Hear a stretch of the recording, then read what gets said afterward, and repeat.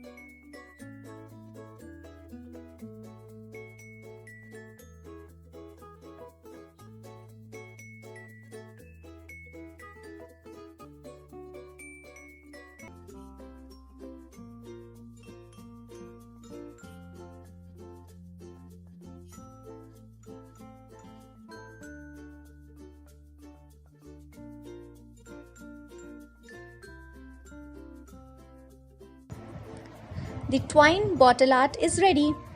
Do watch the video until the end because I am going to show you my other wine bottle or the glass bottle work.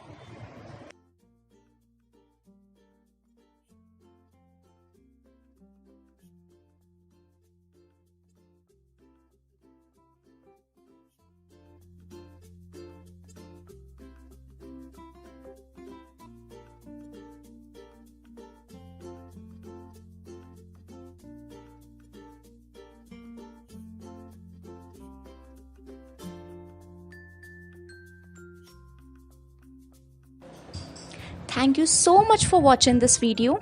If you have liked the video, kindly thumbs up and share it as much as possible.